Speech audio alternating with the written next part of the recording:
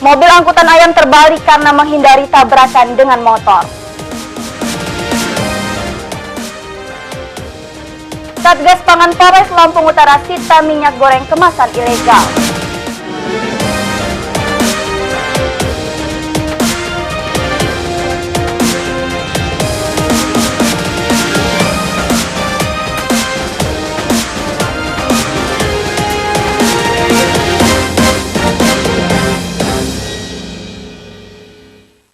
Selamat malam pemirsa, kita berjumpa lagi dalam Anyus Lampung, program berita daerah jaringan televisi terbesar di Indonesia, Anyus TV.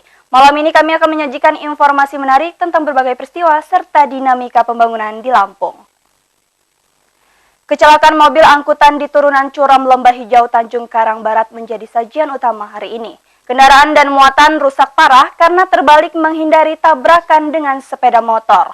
Pemirsa, bersama saya Enda Talo, inilah Anyus Lampung selengkapnya.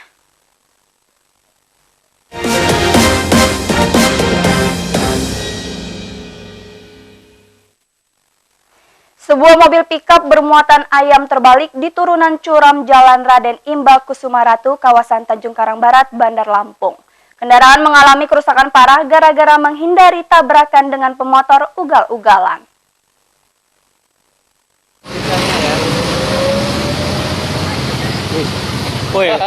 Mobil angkutan ayam dengan pengemudi Safrudin terbalik di Jalan Raden Imba Kusuma sekitar 100 meter dari turunan tajam kawasan Lembah Hijau Tanjung Karang Barat. Sopir shock begitu kendaraan terjungkal dengan kondisi patah as, roda, dan bodi samping ringsek. Muatan sebanyak 700 ekor ayam tumpah berserakan. Sebagian muatan berterbangan atau mati tertimpa mobil.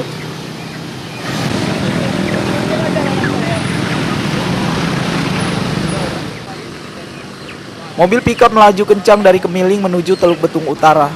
Kendaraan tiba-tiba limbung saat menyalip motor. Pada saat bersamaan muncul dua motor dari gang sebelah kanan. Sopir menghindari tabrakan dengan membanting kemudi ke kiri. Dia kan agak nengah, menyalip. Yang mau nyalip itu? Mobil ini. Oh. Terus mobil ini limbung. Oleng lah ya. Oleng. Mobilnya dari arah mana ya? Dari atas. Dari atas ya? Mau ke bawah gitu ya? Bawah. Kalau kita bawa motor atau gimana? Dari gang itu keluar dia. Motor dua itu anak-anak orang motor dua orang empat. Terus langsung oleng gitu ya? Abang yang bawa mobil sendiri tuh? Mobil ini. Abang? Saya lagi namanya kenek ya. Oh, keneknya. Abang kita posisi di dalam mobil juga tapi ya di ini ya? Posisi dalam mobil. Itu kok langsung kondisinya dari atas itu langsung Balik ya. kebalik ya? Balik. Kecelakaan mobil pickup sempat menimbulkan kemacetan. Sejumlah warga mengatur lalu lintas serta memungut ayam berhamburan di jalanan. Evakuasi kendaraan menunggu mobil derek. Andres Afandi, MNC Media, Bandar Lampung. Pemirsa, Dinas Kesehatan Lampung Selatan sidak pedagang takjil di pasar tradisional. Sidak ini menindaklanjuti kasus keracunan massal siswa SMP Negeri Ketapang. Petugas menemukan sejumlah jenis makanan dan minuman tidak layak konsumsi.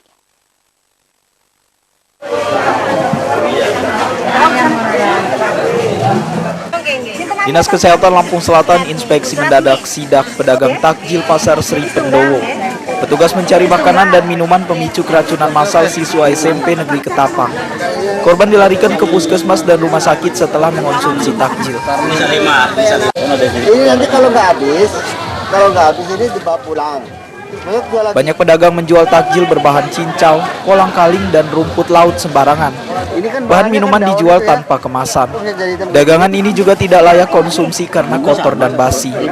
Petugas mengambil 19 jenis sampel makanan dan minuman untuk uji laboratorium. Sejumlah pedagang mengaku khawatir dagangannya mengandung virus atau bakteri berbahaya. Ya kalau tahu mah nggak dikasih apa-apa loh Pak.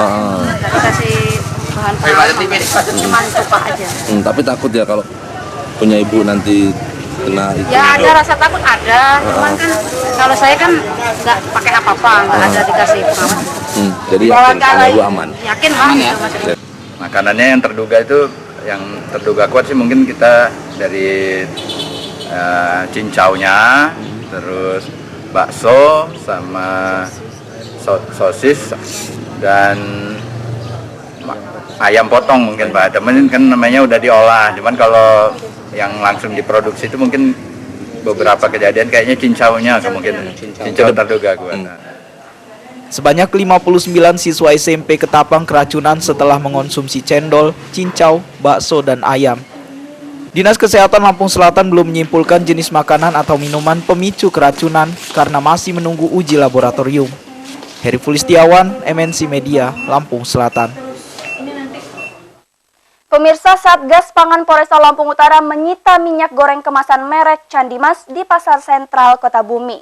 Produk ini tidak layak konsumsi karena peredaran tanpa izin dan belum memenuhi standar mutu.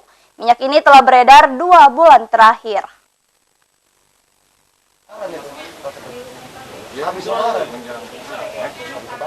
Satgas Pangan Polresta Lampung Utara menyita minyak goreng merek Candi Mas dari sejumlah kios sembako Pasar Sentral Kota Bumi.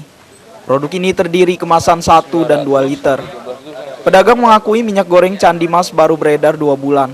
Produk ini laris karena harganya murah. Berapa kalau ambil dari distributornya berapa itu kemasan itu? Perdus ya, 122. Kadang-kadang kalau lagi turun kadang bisa di bawah 122. Isinya berapa tuh? Isinya 12 piece. Berarti satu piece itu berapa? Kalau 11 ribu berapa ya? ya?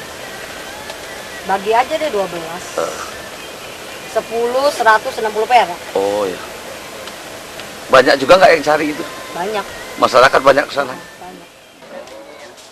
Kabak Ops Polres Lampung Utara Kompol Handak Prakasa Kolbi meminta pedagang tidak menjual minyak goreng merek Candi Mas. Peredaran produk ini ilegal dan tidak layak konsumsi. Tim menemukan beberapa produk makanan yang tidak sesuai dengan waktu kadaluarsa dan beberapa produk minyak goreng yang memang harus ditarik karena menyalahi peraturan. Minyak goreng kemasan Candi Mas merupakan produk ilegal dari kawasan Bakung, Kecamatan Teluk Betung Timur, Kota Bandar Lampung. Produsen ini telah disegel oleh Direktorat Reserse Kriminal Khusus Polda Lampung. Polisi menyita barang bukti minyak goreng, 2 mobil tangki minyak, serta peralatan produksi.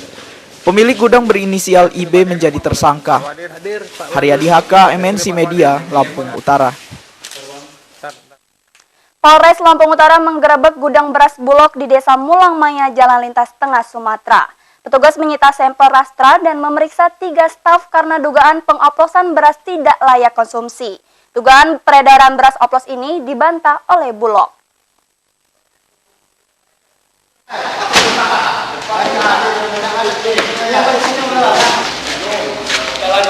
Polres Lampung Utara menggerebek gudang Bulog setelah mendapat informasi peredaran beras tidak layak konsumsi. Masyarakat menduga Bulog mengoplos beras Prasejahtera Rastra dengan beras tidak layak konsumsi. Kasat Reskrim Polres Lampung Utara AKP Suprianto Husin masih mendalami keterangan staf Bulog dan penemuan 113 ton Rastra tidak tersalurkan. Bulog mengakui pengepakan Rastra dan beras hasil pembelian dari masyarakat. Aktivitas ini bukan berarti mengoplos beras tidak layak konsumsi. Dan anggota DPRD Kabupaten Lampung Utara melakukan sidak ya di Bulog, ada indikasi tentang pengoplosan ya. Makanya tim turun bersama-sama dan ditemukan memang kegiatan di sana sedang melakukan pengepakan, tetapi pengepakan itu sendiri menurut keterangan adalah beras yang hasil dari pembelian kepada masyarakat, kemudian diganti dengan karung Bulog ya, sehingga indikasinya yang dilihat atau dipantau oleh anggota dewan itu terindikasi ada pengoplosan. Dugaan peredaran beras tidak layak konsumsi mencuat setelah masyarakat mengadu ke DPRD Lampung Utara. Anggota Dewan sidak gudang Bulog dan menemukan 113 ton Rastra berkualitas buruk. Haryadi HK, MNC Media, Lampung Utara. Pemirsa, setelah jeda pariwara berikut kami kembali dengan informasi lain, di antaranya DPRD Lampung menyoroti kerusakan jalan provinsi menghambat arus mudik lebaran. Tetaplah bersama kami.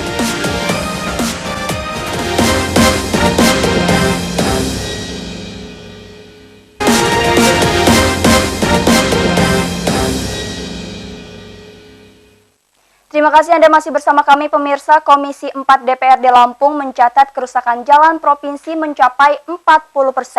Tingkat kerusakan begitu parah sehingga menghambat arus mudik lebaran. Pemerintah diminta kerjasama dengan kepolisian untuk menjamin keamanan pemudik.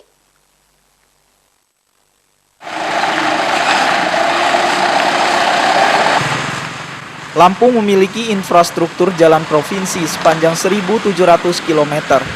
Sebanyak 40% atau 680 km diantaranya rusak parah. Kondisi ini menghambat arus mudik lebaran. Pemudik enggan melewati jalan provinsi atau jalan alternatif karena kondisinya tidak memadai dan rawan kecelakaan. Jalan nasional pun masih terdapat kerusakan jembatan.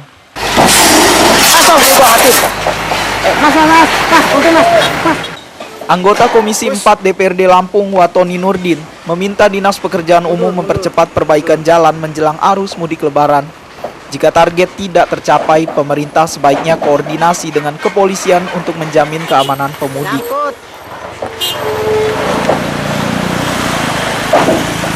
Harusnya Bina Marga sekarang menugaskan satuan kerja yang di lapangan itu untuk mendata sejauh mana kesiapan atau kelaikan daripada prasarana jalan provinsi ini yang menjadi tanggung jawab provinsi bisa dipergunakan dengan baik untuk menghadapi arus mudik dan arus balik ini, sehingga itu menjadi kenyamanan, kemudian tidak terjadi kemacetan, tingkat kerawanan kecelakaan terjadi menurun. Kerusakan jalan provinsi rata-rata meliputi jalur vital antar kabupaten dan kota. DPRD mengingatkan kerusakan jalan berdampak kejahatan seperti pembegalan motor, perampokan mobil, dan pungli angkutan. Fajar Magetan, MNC Media, Bandar Lampung. Pemirsa, ASDP Bakahuni menunda uji coba dermaga 7 menjadi Senin 12 Juni.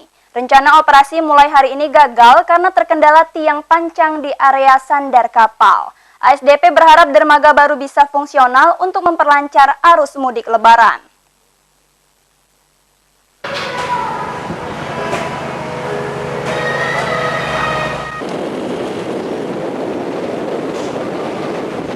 ASDP Bakahuni mempercepat proyek dermaga 7 sebagai pendukung kelancaran arus mudik lebaran.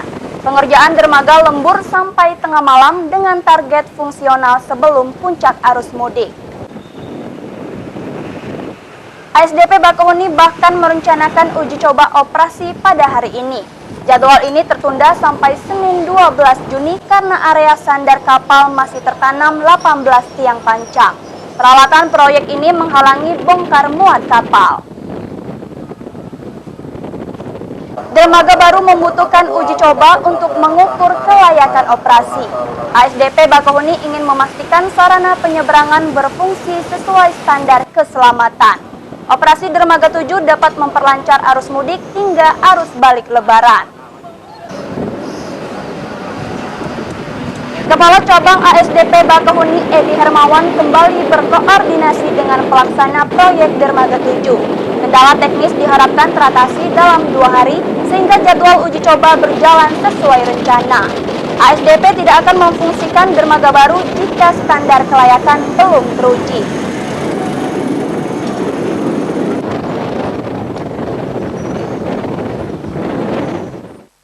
Pemirsa, arus penumpang melalui Terminal Raja Basa Bandar Lampung masih sepi hingga pertengahan Ramadan. Lalu lintas penumpang maupun kendaraan tidak sesibuk layaknya menjelang mudik. Angkutan lebaran bahkan tidak menarik penumpang pada sore hari.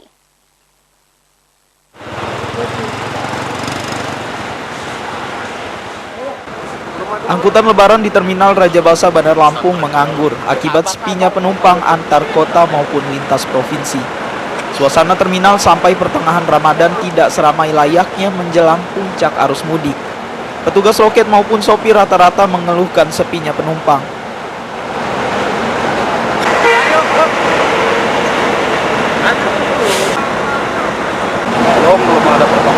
Belum ada perkembangan. Lampung sepi. Masih sepi. Tapi di hari-hari kemarin sebelumnya ada nggak perubahan dikit gitu Pak?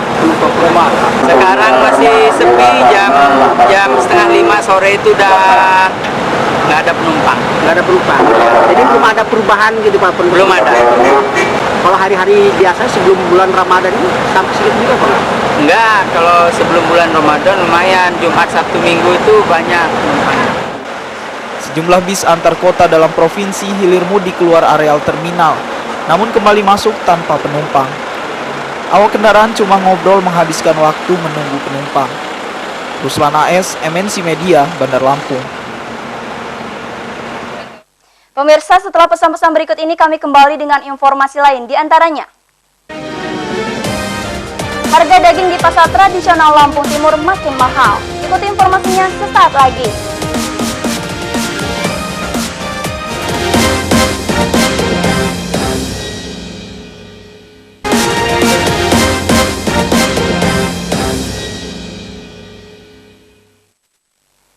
Anda masih bersama kami pemirsa, harga daging sapi maupun daging ayam bertahan tinggi sampai pekan kedua Ramadan. Menjelang Idul Fitri, harga dipastikan kembali melambung karena permintaan pasar mencapai puncak. Lonjakan harga terpicu minimnya pasokan sapi lokal.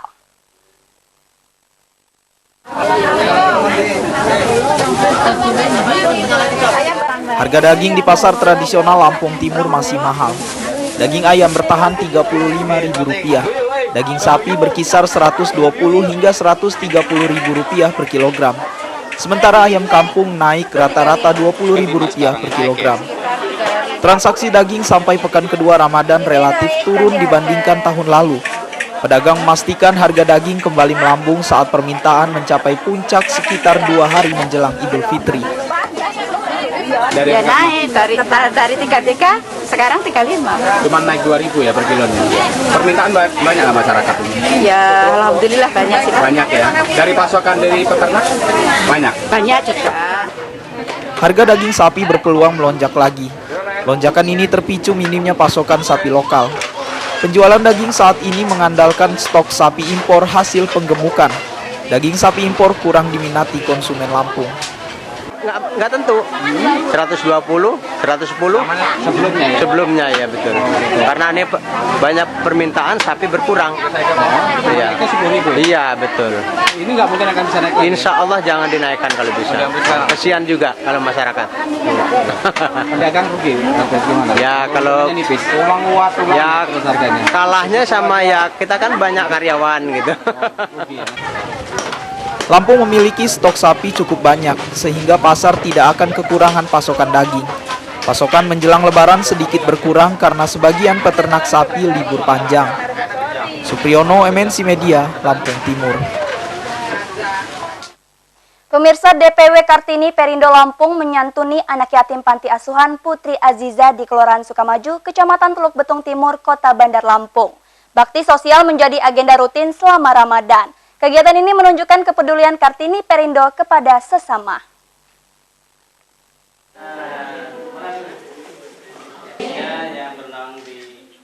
DPW Kartini Perindo Lampung mengunjungi panti asuhan Putri Aziza untuk menyerahkan santunan anak yatim. Pengurus dan kader juga membawakan bingkisan takjil dan makanan berbuka. Santunan anak yatim berupa uang tunai maupun pembagian takjil menjadi agenda rutin selama Ramadan. Agenda ini menunjukkan kepedulian Kartini Perindo terhadap sesama. Kita berbagi makanan nasi kotak dan ada sedikit tali kasih buat anak-anak panti. Ini merupakan wujud peduli Partai Perindo kepada masyarakat. Kita rencana mudah-mudahan insya Allah setiap bulan Ramadan akan mengadakan acara ini. Puluhan anak yatim sukacita menerima santunan. Ketua Panti Asuhan Putri Aziza Hermawati mengapresiasi bakti sosial Kartini Perindo Lampung. Kegiatan ini menjadi teladan masyarakat. Kami pengurus dan Panti Asuhan Putri Aziza Lampung mengucapkan terima kasih kepada pada Kartini Perindo dari Partai Perindo yang telah silaturahmi ke panti kami dan memberikan sumbangsinya dan kasih sayangnya kepada anak-anak kami. Ya mudah-mudahan Partai Perindo kedepannya makin maju dan makin sukses dan bisa menjadi contoh untuk yang lainnya. Kartini Perindo Lampung menggelar bakti sosial bersama pengurus harian DPW Perindo, Pemuda Perindo, Rescue Perindo, Garda Raja Wali Perindo, serta Baja Perindo. Andres Afandi, MNC Media, Bandar Lampung. Pemirsa, momentum Ramadan selalu diwarnai menjamurnya gelandangan dan pengemis anak-anak. Pengemis kecil ini meminta-minta di pusat keramaian kota karena paksaan orang tuanya. Lebih miris lagi, sebagian pengemis masih berusia balita. Ya pemirsa, laporan tersebut sekaligus mengakhiri Anyus Lampung hari ini. Saya Enda Talo dan kru yang bertugas mohon undur diri. Selamat sore dan sampai jumpa.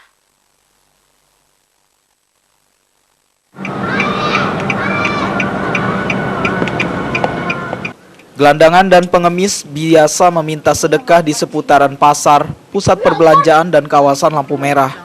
Pengemis anak-anak makin ramai selama Ramadan. Mereka tak menghiraukan keramaian lalu lintas.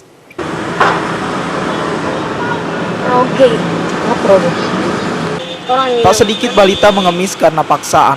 Sementara pengemis anak-anak meminta-minta, orang tuanya terus memantau dan menunggu setoran sambil tiduran.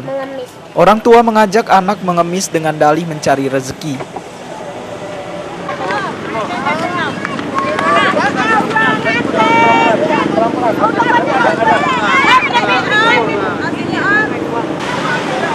Bu, lagi ngapain, Bu? Hah? Pakai baju Bu. Cari duit. Ngajak anaknya? Iya. Bu. Anaknya berapa orang? Anaknya 2. Bu, sebentar Bu, saya tanya.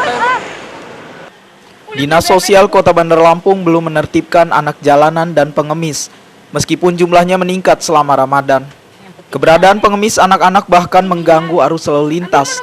Anak jalanan dan pengemis biasanya kucing-kucingan setiap petugas melakukan razia. Andres Afandi, MNC Media, Bandar Lampung.